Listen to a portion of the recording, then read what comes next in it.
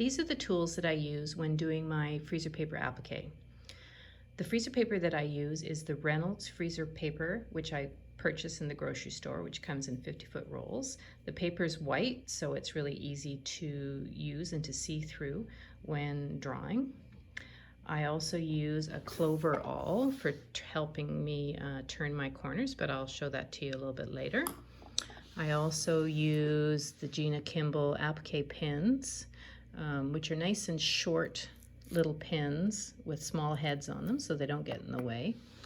My glue of choice would be the Roxanne's Glue Based It, because it has this long narrow funnel at the end which allows for really even distribution of glue along the edge of the applique piece.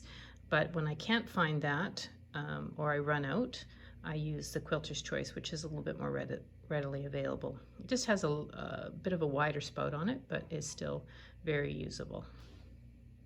The applique for the Meet Me in Maryland quilt can be done with two different methods, the Fusible Method and the freezer paper method.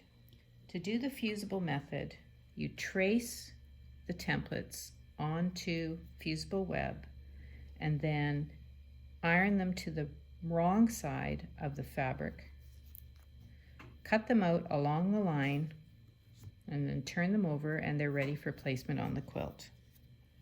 When you use the freezer paper method, you trace the freezer paper template onto the dull side of the freezer paper. The shiny side is on the back. You put that on the correct fabric. Oops, that's not the right one for that. And iron it down. And we'll put the leaves on this one.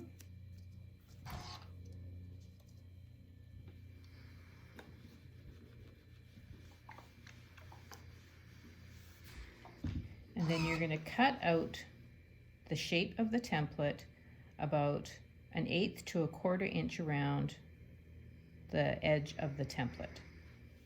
So I've cut out along the edge of the template, again, about 1/4 inch or 1/8 inch, the fabric showing. And then what you want to do is where you have an inside curve or point, you want to cut into the corner, because you're going to be folding that fabric to the back of the template, and you have to be able to turn it on those edges. So I'll go into all these little corners,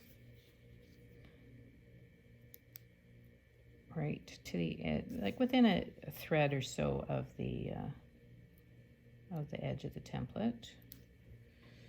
Okay, I'll do one here. And did I get that one? But not this one.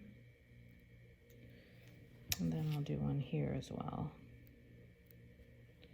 Now on the pear, there's not really any major curves, but I will just put one in here and one in here, because it'll just make it a little bit easier to pull to the back of the template.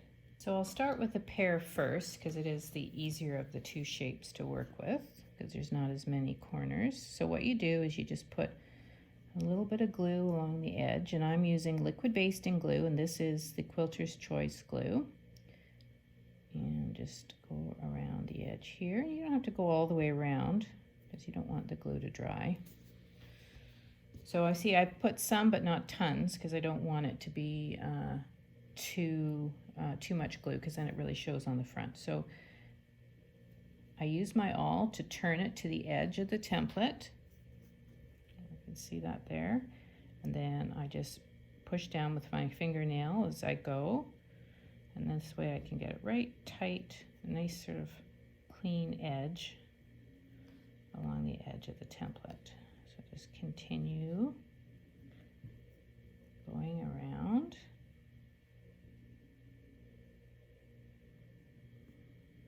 And see, I'm sort of folding over there because we're going around the top of the pear, and there is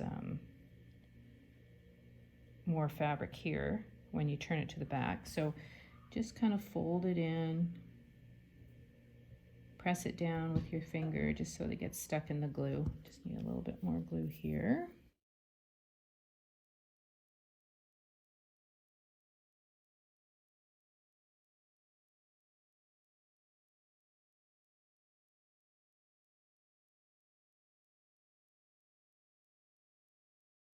If you flip it over, you can see that you've got it right to the edge, and I've got a little bit extra there. So what I can do is just use my awl to pull it back a little bit and press it down so it's more to the edge of the template. So I'll keep going around.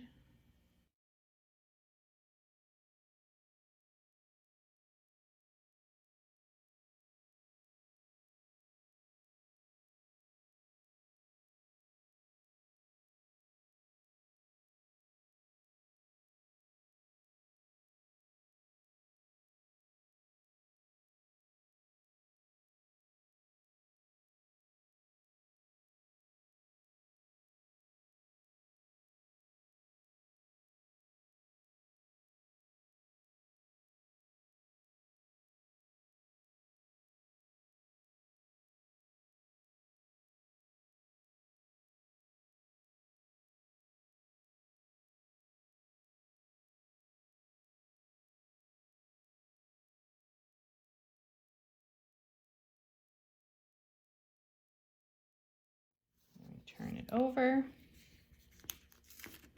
and there is our pear shape. And it's got a nice turned edge all the way around it, so that when we do applique it onto the quilt top, it will have a nice clean edge and it's not going to fray. Now the leaves are going to be a little bit more challenging because there is so many corners and curves on the leaves. So what I'm going to do actually before I start gluing, so I'm just going to give it another press just to make sure that the template is on there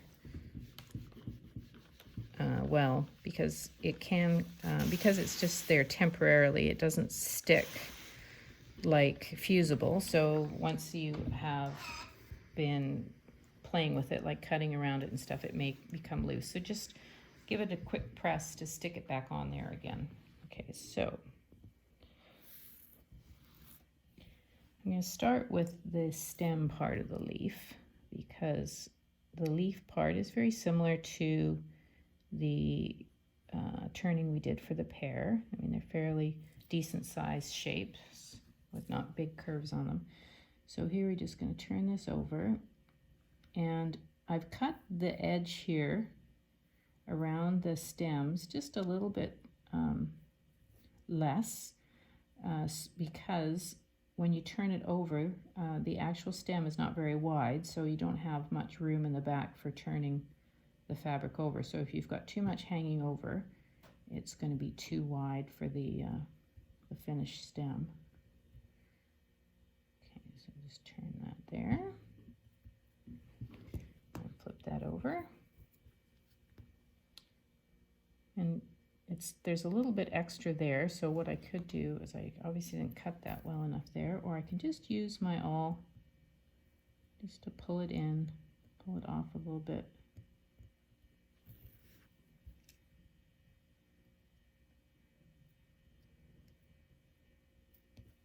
And just push it back so it's right on the edge of the template there. There, it's closer. And then let's do this side there. And I think I need, oh, there's a cut there. Okay, so do this one.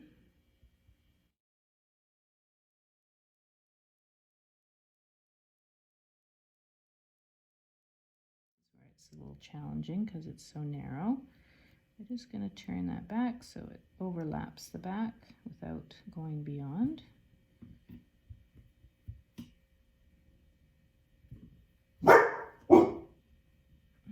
There's the dogs. Okay, see? And there we've got the stem.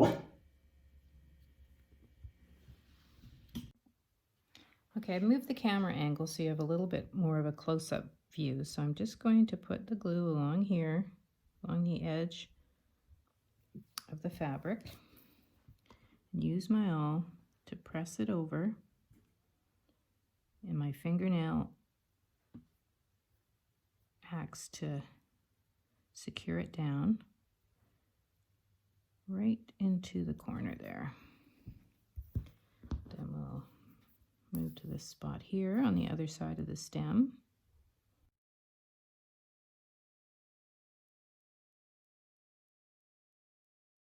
Turn that over with my awl.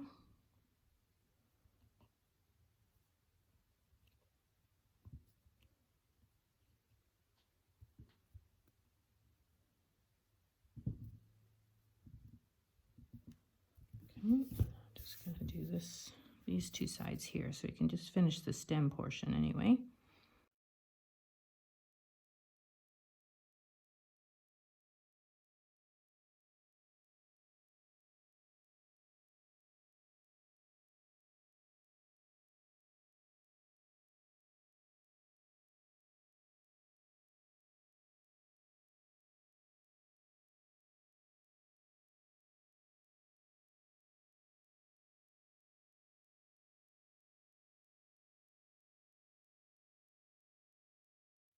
And that's where I've cut into it there, so it bends to the back.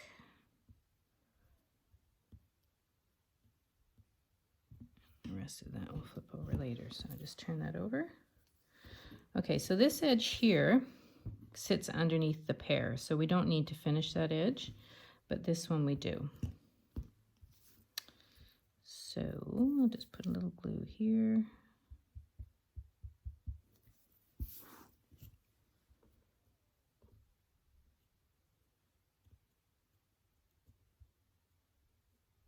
Bend it back so it lines up with the edge of the paper template. I squish it down with my fingers. There we go. So now we just have to do around the edge of the leaf. Now I'm going to do this section here because there's a point there and you need to know what to do with those. Okay, so did I cut in there? No.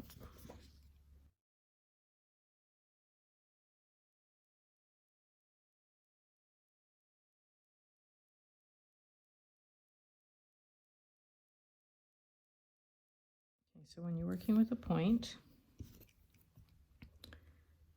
turn it over like that. Now, if you flip it over to the other side, you'll see this part here. This is the right side of the fabric, and this is the wrong side of the fabric, this little tab here from the back. So I'm going to cut that off just to get rid of the bulk. And then do this edge here. As you can see, it's separating a little bit from the freezer paper, but holding not too badly. Okay, so just turn this here.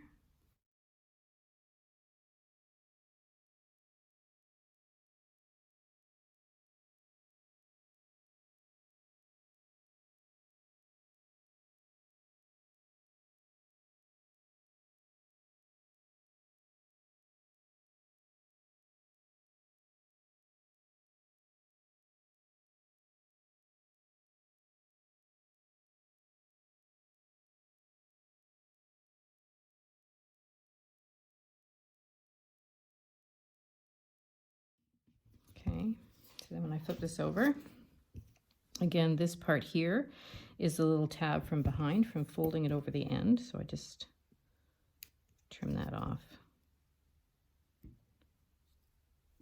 And then you have, just peel that back, a nice finish point on the end. Okay, so I finished doing all the way around it. So I'm just going to pull the freezer paper off.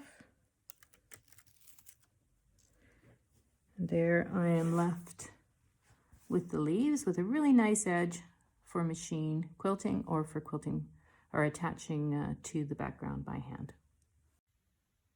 And here is the pear with the leaf together, looking pretty good. Good job.